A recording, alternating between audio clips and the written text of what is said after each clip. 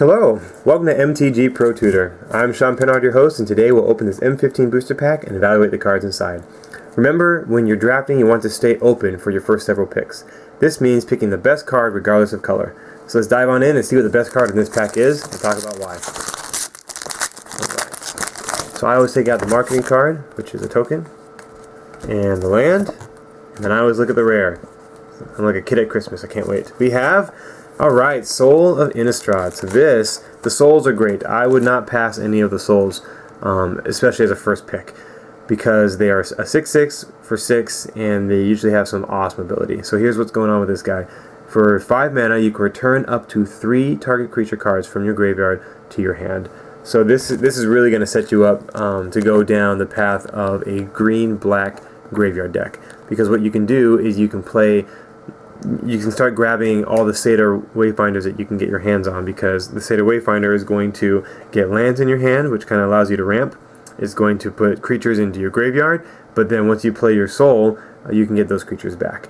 So with Soul of Innistrad, the other cards you're going to want to look for are Gravedigger, Restock, Endless Disobedience, and Satyr Wayfinders. Those cards are going to really be important to the Graveyard Matters deck. So I doubt anything is going to knock this out of first picking it, but let's go through the rest of the pack and see what we got. Wall of Fire is a 0/5 for 3 mana. I don't really like it because it's not what red wants to do. Red is really kind of aggressive, and for 3 mana you can put down like a 3/2 attacker, not a 0/5 defender.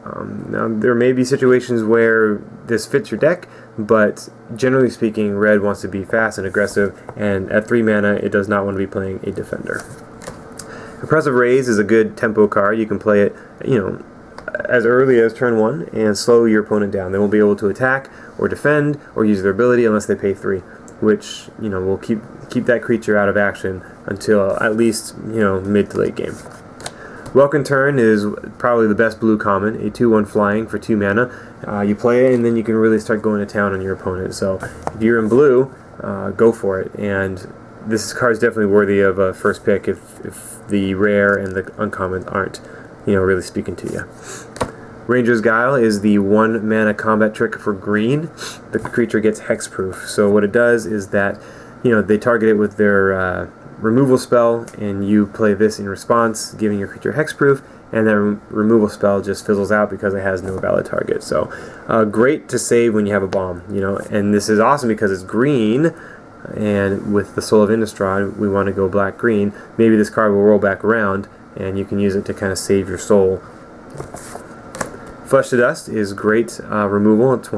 For 5 mana you destroy target creature. That's pretty expensive, but that's where we are these days. We're not going to find a Doomblade anymore. Again, this card is worthy of first picking, but I'll still go with the Soul. Chrono Stutter I'm not a big fan of. For 6 mana you can put a creature on your the top of their owner's library, or rather second from the top of their owner's library. So that really kind of stalls your opponent's draw. It lets you know what they're drawing, which is nice, but 6 mana is a bit too much for me. Borderland Marauder, great red 2-drop. Really plays into the aggressive archetype. Red wants to put its creatures down and then attack. And this does just that. When it's attacking, it gets +2/+0, making it a 3/2 for 2 mana, so that's nice. Oriskos Swift Claws, a 3/1 for 2 mana for white. White also kind of has an aggressive feel to it, with a lot of tokens and kind of smaller creatures that come out early and try and hit big. So a great 2-drop for white decks, but still not taking it over Soul of Innistrad. Encrust is another good removal. It really kind of shuts down a creature or artifact. The trick is it has to be tapped first. Alright, so when you play Encrust, make sure you're targeting a tapped creature or artifact. Torch Fiend is one of the ways in this set to destroy an artifact. It's a 2/1 for 2, and then you can sacrifice him to destroy an artifact. Heat Ray. So I like Heat Ray as far as removal goes because it scales with the game. Early game, you can pump 2 or 3 mana into it to deal 1 or 2 damage to a creature that's kind of in your way, kind of blocking your attacks. Or late game, you can dump 6 or 7 mana into it to really destroy your opponent's, or to kill your opponent's bombs. So I like Heat Ray as far as removal goes. It's neat that this pack has 2 forms of removal, the Flesh to Dust and the Heat Ray.